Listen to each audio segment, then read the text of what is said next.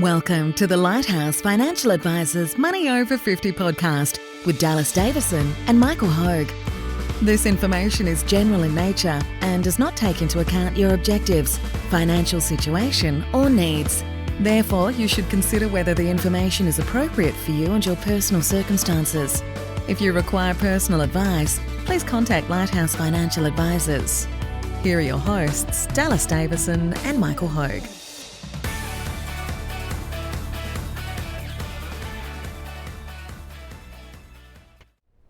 Welcome to Money Over 50.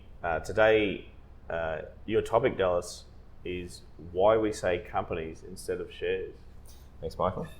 I actually wanted to raise this one because it's something that I find with a lot of my new clients where most people think of, as we've said many times now, one of the first things that we look at with all of our new clients is how their superannuation is invested, or how their retirement savings is invested. And when I say that, I mean, what asset class are they invested into? And most people think of it as, how much have they got in cash, term deposits, that sort of thing, how much have they got in property, and then most people say, how much have I got invested in shares? Or more so what they say is, how much have I got invested in the stock market or the share market? And it's something that we've changed internally our language of how we talk about it, is that we never say the share market, we never say, or we try not to say shares. We talk all the time about companies.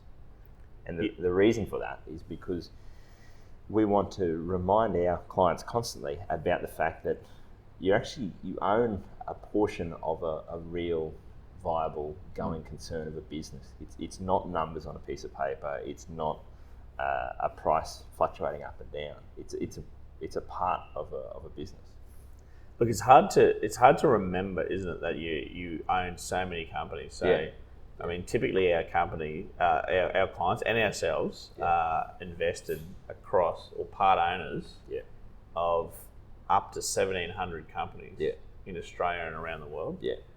And it's so easy to forget. And I think one of the reasons is that when your statement comes, it's all on one piece of paper. That's right, yeah.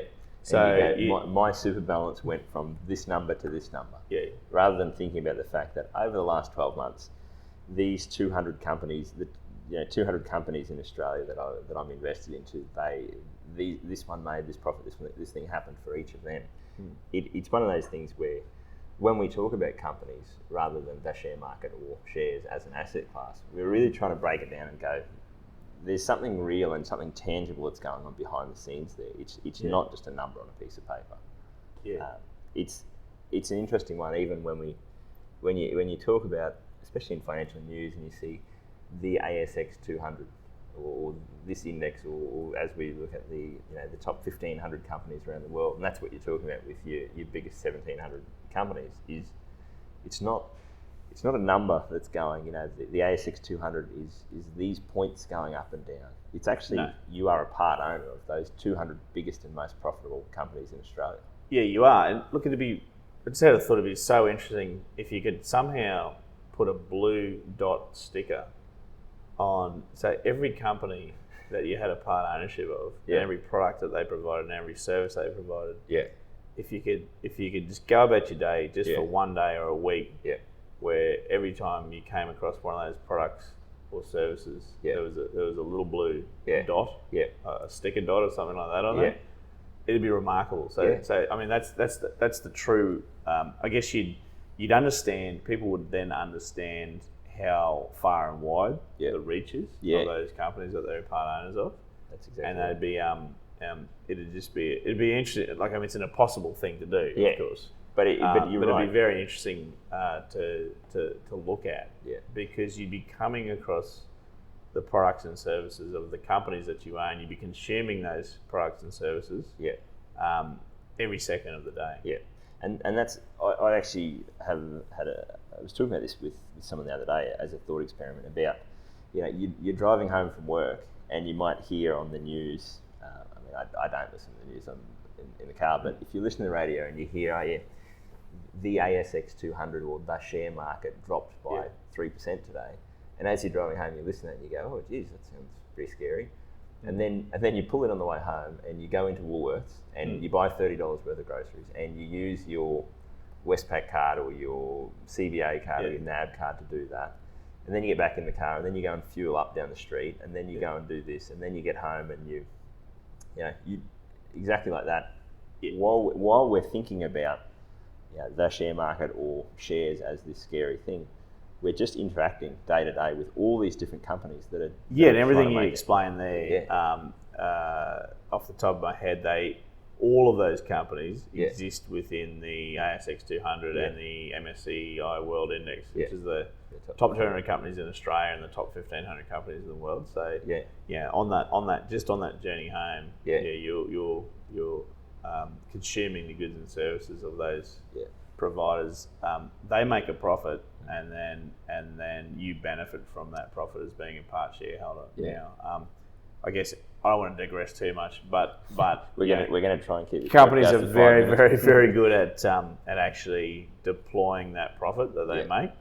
So the easiest example that I can use is, I think it was about 1925. Woolworths started with 5 supermarkets in Australia, and they made a profit from 5 supermarkets. They reinvested a lot of that profit. Grew to 7 supermarkets, grew to 10, grew to 50, grew to 100. I think they're up around the 900 to 1,000. And that's just their supermarket business. And now they've branched out into different areas, and So I mean, the companies are so good at deploying that just from us going about our normal lives. And for want of a better way, maybe the blue dot idea is the silliest idea you've ever heard of.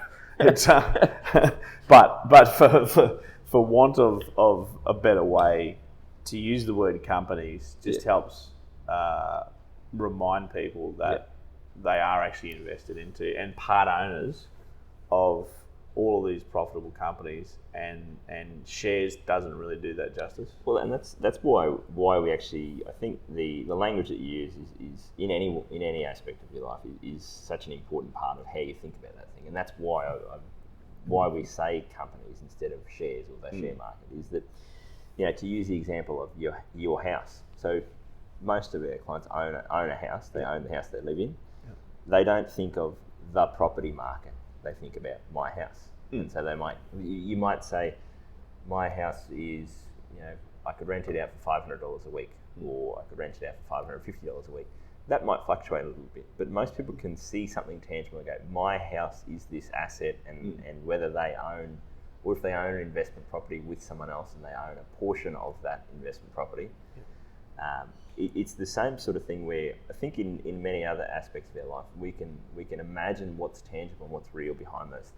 So if you own a house, you know that the reason it has value is that I can rent it out. People will pay me to use that house. And you never get caught up in, if you own a house in Townsville, you don't find yourself reading the news and go, oh, the property market has been up 5% this last week or down 10%, because you just don't care. Your house is what it is, and you're going to keep it for 20 years or 30 years. It just doesn't matter what that price is day to day. That's right, and you're anchored to the purchase price. And you've got that in your head, and you can subconsciously say or consciously say, I bought it for $500,000. Someone's offering me $450,000. This house hasn't changed. It's still got 4 bedrooms. That's exactly right. And people can consciously then make that decision. They say, no, I'm not going to sell it for that because it hasn't changed. That's right. But when they see their superannuation fund drop from $500,000 to $450,000 because the price of those companies, not the value, the price has fallen temporarily. For some people, they can't make that same equation because it's on one piece of paper. And I've been thinking for a long time that superannuation funds should actually report on your statement the number of shares that you own, which when you're in superannuation only goes up because you can't. You're accumulating. So with your employer contributions, they go and they buy you more shares in those companies.